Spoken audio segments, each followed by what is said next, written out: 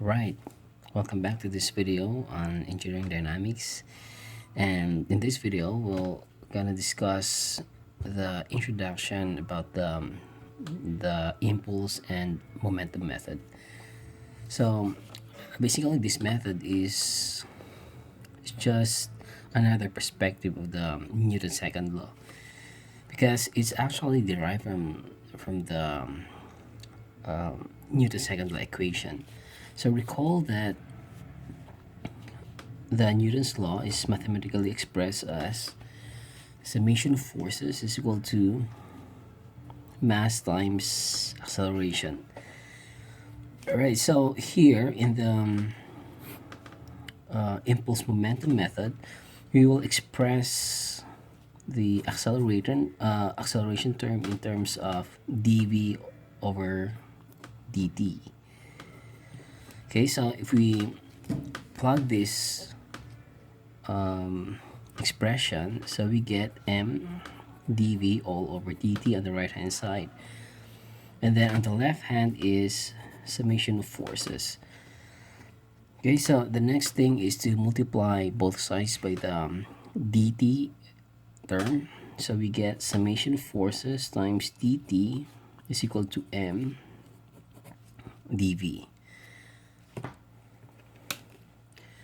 Okay, so this is now the main equation for the impulse momentum methods. It's simply because the left hand side is the force times the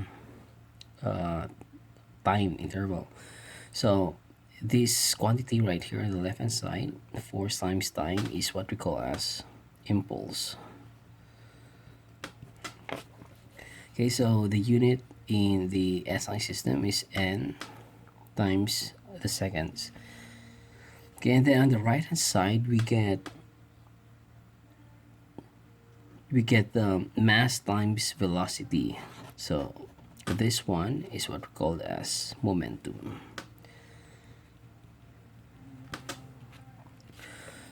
And the unit for momentum is this is mass, so it's kilogram meter per.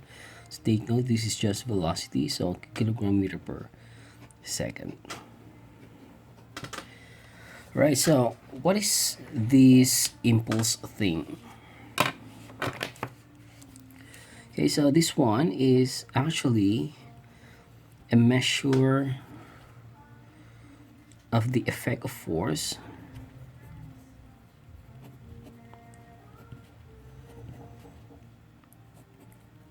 during a time interval.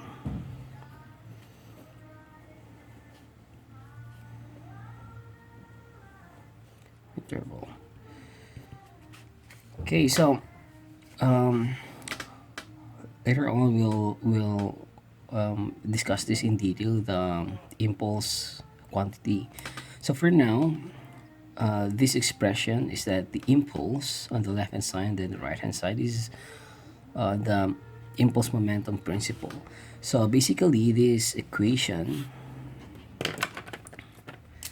right, so let's say this one, so this entire equation is it states that the impulse applied to an object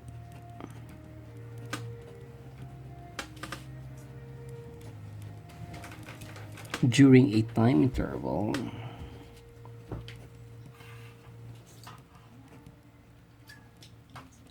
is equal to the change in momentum. The objects. Okay, so let's quantify this. It's actually object's linear momentum, because later on we'll be discussing angular momentum. Okay, so this is it. So now let's discuss on the detail of this left hand term.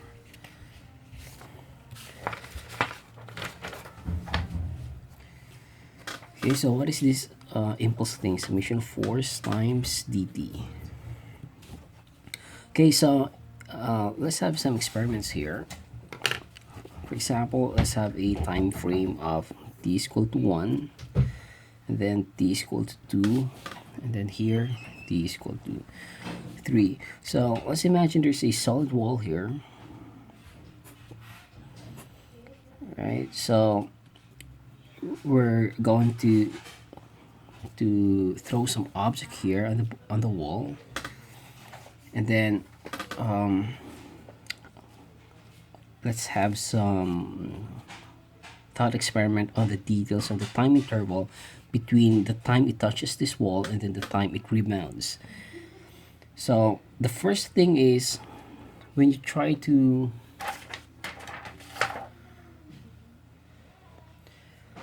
so when you try to throw a ball here, then so let's say this is the time it starts to have a contact here, right? So it's just actually a small time interval. So after that, it's since it has still the momentum here, so it's actually gonna push some more, making it, let's say, let's exaggerate it here this way, so it's more flat, or something like that, right? So, and then after some time interval, then this is the last thing, it rebounds back, right? Okay, so it rebounds back. Okay, so this one, the time one, this is the direction is it goes into this wall, and then here it goes to a maximum, let's say maximum contact here, and then after that it rebounds again. Okay, so it's actually the force on this time interval. So if we try to graph this one, okay, so let's make a frame here, say, okay, so let's graph this force, amount of force this wall experiences, or this object experiences at this time interval from t1 to t3. So if we plot this, we have a force on the vertical axis, and then we have time on this horizontal axis. So at the point of contact here at t is equal to 1, then let's say we have this point over here. So until it reaches point, let's say t sub 2, t sub 3. So when it reaches this point, the maximum point where it really smashed here, so it will, from t1 to t2, it will absorb some more energy, or let's say, yeah, force. So it absorbs force. The force is increasing until it gets the maximum. So once it gets to the maximum, then it starts to rebound back. So it rebounds back. So let's say this is it. Alright, so this is the maximum point of contact, and then this one, it rebounds. Okay, so let's label the parts. Rebounds back, start of contact.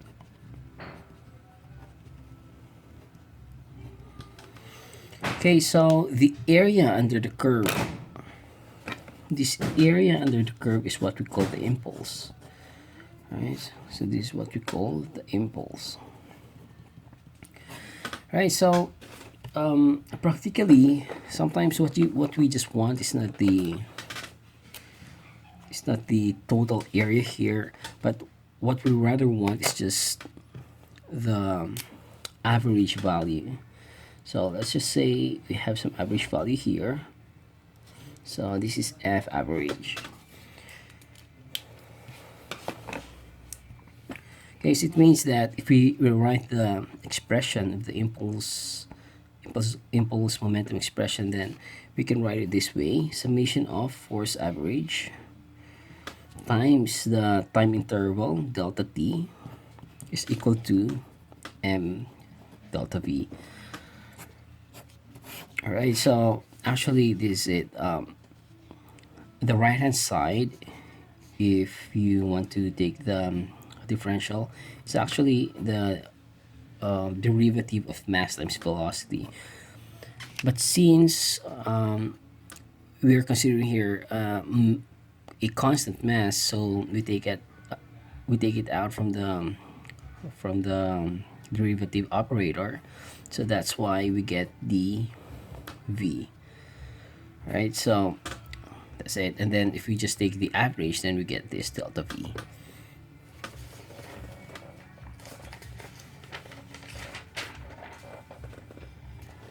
All right, so let's discuss some remarks regarding this impulse momentum methods. All right, so some remarks. So let's compare this work energy method and then the impulse momentum method. So as I have said, both this method are just another view of the Newton's second law, because they're actually both derived from the Newton's second law equation. So let's compare these two. The work energy method, we say that work is scalar, and from the equation, force times the displacement. So this expression here is dependent on the displacement, whereas here in the impulse momentum method, we get a vector. So impulse is a vector. So the equation is force times dt. So this term here is time dependent, whereas the work is position dependent, right? So next thing is the right hand side for the equation. So kinetic energy is scalar, and here the momentum, this is a vector, right? Number 3 is the work energy method gives only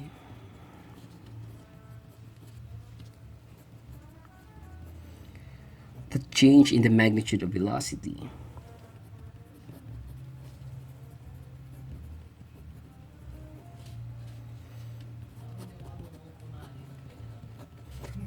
Whereas this one, it gives, since it produces a vector, then it can give change in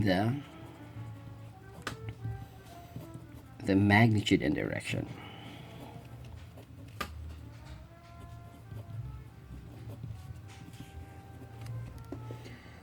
Right, so another thing here, so we talk about in the section of work energy method, we talk about that there are some forces we considered as conservative, and then we also considered non-conservative forces. So here we have to consider conservative forces. But here we don't think about conservative forces here. We have another term or force classification, and we call that impulsive forces. Okay, so let's compare this to the conservative forces and then the impulsive forces. So here, the concept of conservative forces is that these are forces that depends on the endpoints. Like for example, like a spring. So for example, a spring system. So if we try to, okay, so let's say this is the first point. So point 1, but then if you try to stretch it here, right? So this is now the, say, point 1 and then point 2. So the force is generated simply because there's this, or let's say the force is generated because of these endpoints here. Whereas for non-conservative forces, the force is generated, like for example the friction force. So this is one example of non-conservative forces. So let's say this is point 1, and then we'll move it up to here, point 2. So you see that once you move it here, once you move it there, the forces are generated simply because of this path here. So once you move it here, forces are generated. And then when you bring it back, then you get twice the friction force. So let's say you bring it back. So from point 1 to point 2, and then point 2 to point 1. So you get twice the friction force. Whereas here, it's just conserved. So if you bring this back, this endpoint to position 1, then there's no force generated. So that's the difference between the conservative forces. For the impulse momentum method, we have force classification as impulsive force and non-impulsive force. So impulsive versus non-impulsive.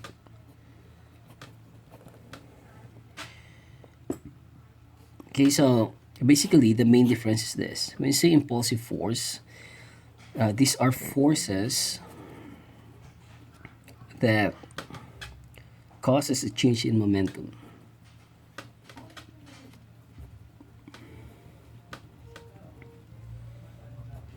Whereas non-impulsive force, of course, these are forces that have negligible effect on the momentum. So let's say negligible effect on the object's momentum, on the change in.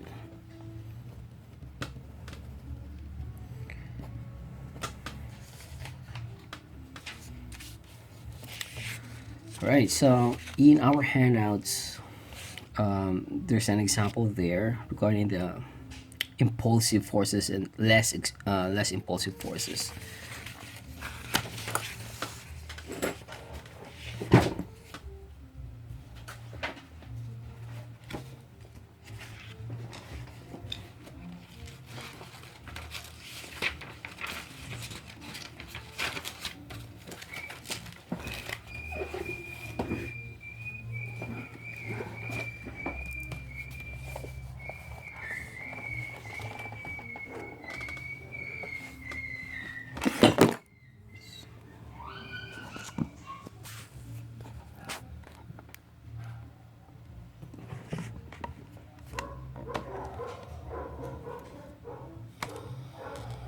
Alright, so in figure 5-5, we have this comparison, and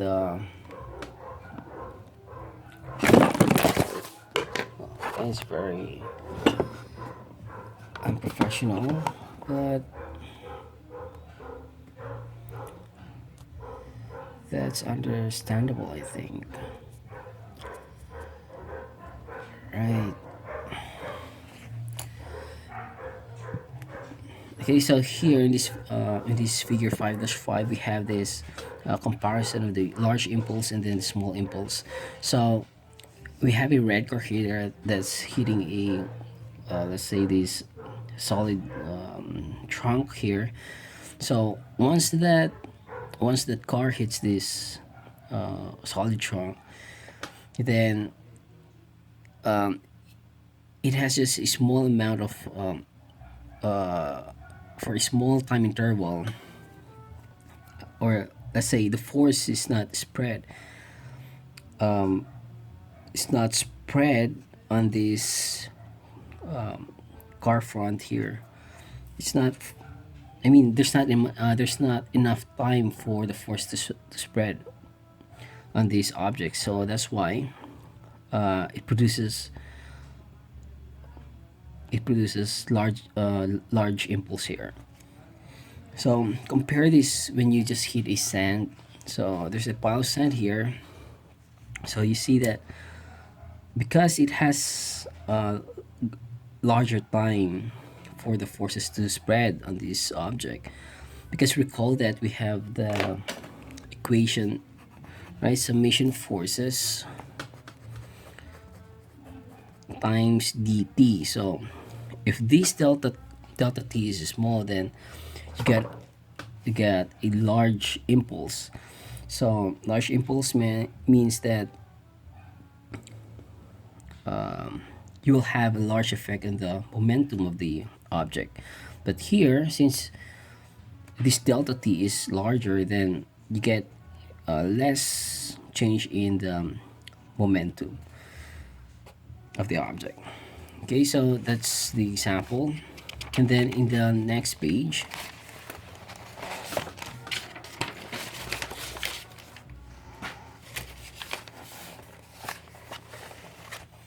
okay, so one example of these impulsive forces are this one, the car accidents, car crashes, and then people's impact on trampolines. Okay, so this is actually less impulsive. Okay, so we'll change this one. This is not non-impulsive, but rather less impulsive. Okay, and then this one too, the bumper cars, we have less impulsive forces here.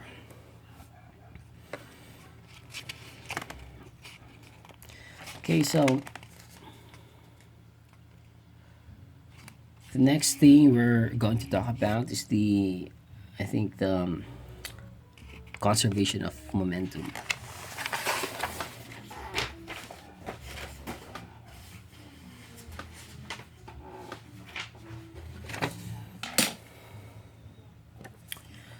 Alright, so since we already talked about impulsive and non-impulsive forces, then the conservation of momentum basically just says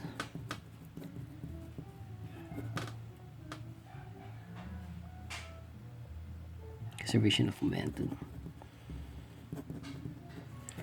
basically says that if these forces are non-impulsive, so recall we have this mdv here.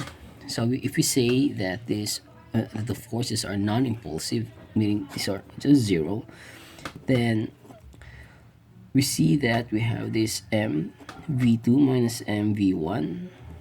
Okay, let's say we have m1 and then m2 here. So basically we see that if we bring this m2, no, not m2, I think, sorry, this is m2, this is m1. So if we bring this right term here on the left side, then we get m1 v1 is equal to m2 v2. So basically it means that the momentum of the object is just conserved. So m1 v1 is just equal to m2 v2.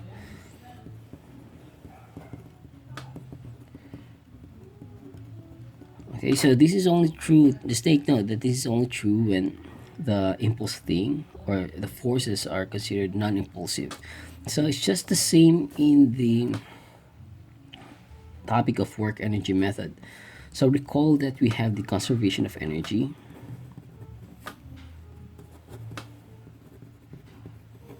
So it's just almost the same thing, because it just says that the work done, recall that we have this change, the work done is just the same or just equal to the change in the kinetic energy of the object. But when we consider the forces as conservative forces, we also say that the work done is just equal to the potential energy, or let's just say change in the potential energy of the object. So here the condition is we have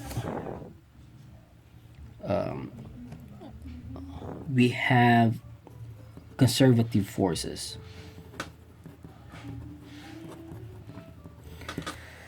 Okay, so it just say that if the forces are conservative, then we just see that delta PE is just equal to let's say negative. We have this delta KE. So the law of conservation of energy, the change in the potential energy is just equal to the change in the kinetic energy. So it's just the same thing here. If the forces are non-impulsive, then there's a conservation of momentum. So m1 v1 is equal to m2 v2. Momentum is conserved.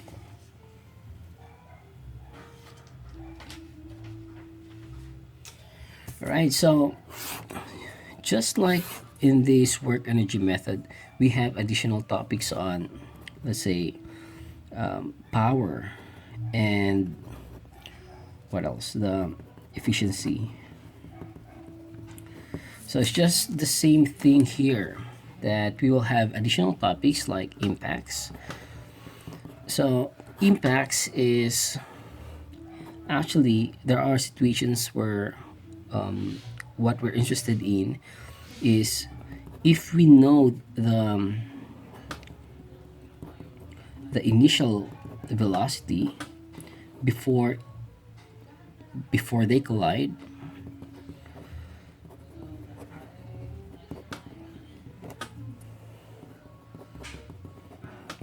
can we determine the after velocity? Can we determine the after velocity, or let's say the velocity after this collision?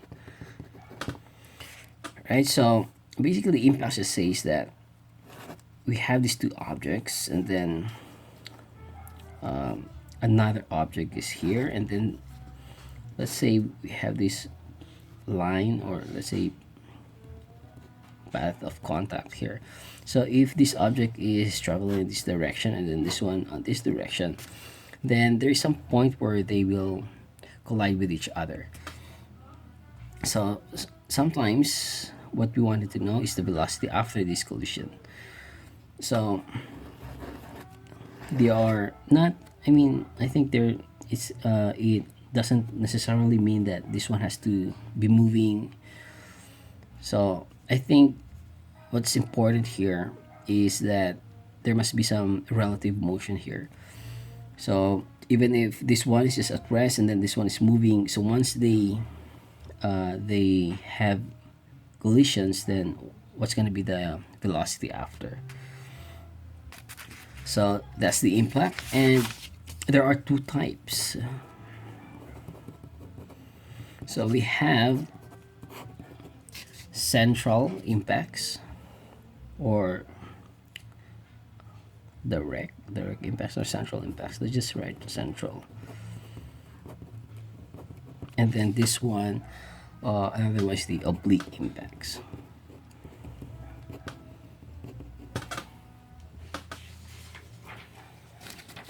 Okay, so in the next page we'll have to discuss this in detail. So for central impacts, we have this, for example, two objects. So this one is the line of impact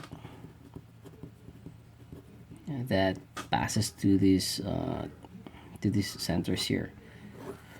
Right, so let's say we have this velocity here and then velocity here. So this is the object A, and then object B, and then we have VA, and then VB. So once the impact, the point is the line of impact just collides with their center of mass, or the direction of their velocity here. Okay, so for the oblique impacts, what we have is basically this is the line of path, but they have directions at an angle of this line. So let's just say this one is the direction, so it passes under center of mass. So let's say this is it. So at this point they will have an impact. They will have collisions here, and also since this is the line of path, it just means that we have this angle here. So not necessarily that they should have the same angles. So it could be that they have different angles here. Okay, so let's just say this one is theta and then this one is phi. So that's the difference. So in order to know the velocity, there is a parameter we call, and it's also explained in our handouts, that the E, we call that the coefficient of restitution. So, or let's say COR, it's just the same as E. It's just basically the separation velocity divided by the approach velocity.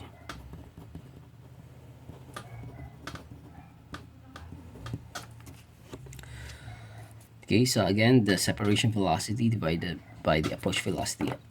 Separation velocities are just the velocity after impacts. So let's say velocity after impacts,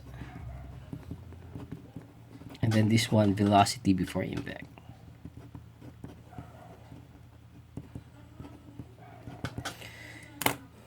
Okay, so for the central impacts case, we have the equation VB prime minus VA prime all over VA minus VB, right? So this is the equation that we're gonna work on. And then there's also the COR for this oblique impacts thing that's written on the on our handouts.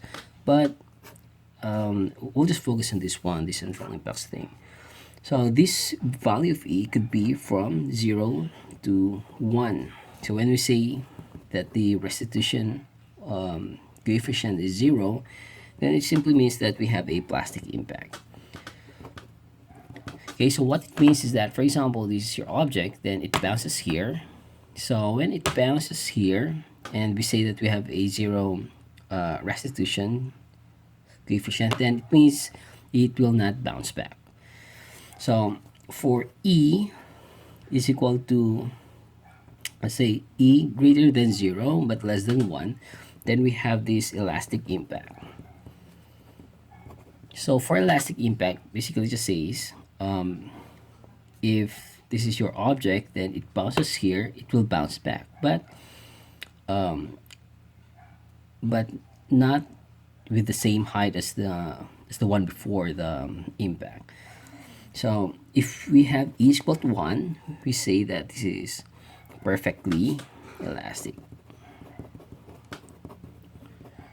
Okay, so meaning if you bounce this ball pen or this object, then it will bounce back to the original position. Okay, so that's the thing. And then lastly, I have included in our lecture handouts about the angular momentum. So basically the angular momentum is just, there's just a mirror equations here. So if we have linear momentum, then we also have angular momentum. So for the impulse, recall that we have this I is equal to summation of forces dt, right? So for the momentum, we have P is equal to D and V.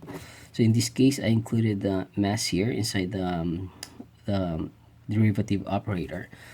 So here we also have angular momentum. So when the motion is I think rotating, or in rotation or circle, I think this is where it comes into play. So we have this MO dt. Okay, so if this one is forces, this one is just moment. So we have force times distance, force times time, and then this one is moment times time. Right, so what is moment? We have this as force times distance, right? So actually, in terms of vectors, we have the cross product of force and the position vector. Right, so they're just the same thing, except that this one is just back rotation, then this one is linear.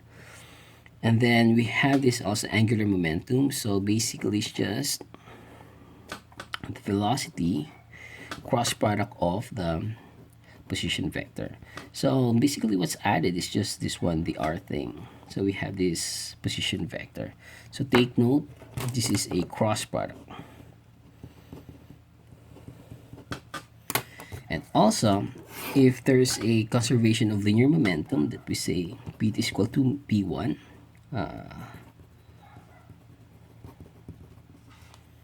okay,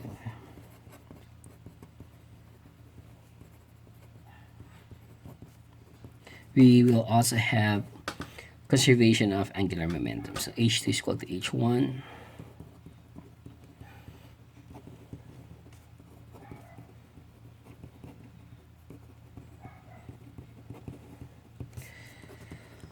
Okay, um, so we're not gonna do problems in this angular momentum thing, but I think it's just good to introduce you that there is a quantity called angular momentum, and then at least I explained some few here the mirror image of this one, or the mirror equations. So here we have the impulse in linear motions. So here we have also, but the addition is the position vector. So force times the position vector, or take note, this is a cross product. So we have moment. Then here, mass times velocity, but we put a cross product of position here. So in the next video, we'll do some sample problems and the impulse, or sample problems using the impulse method. Alright, so see you in the next video.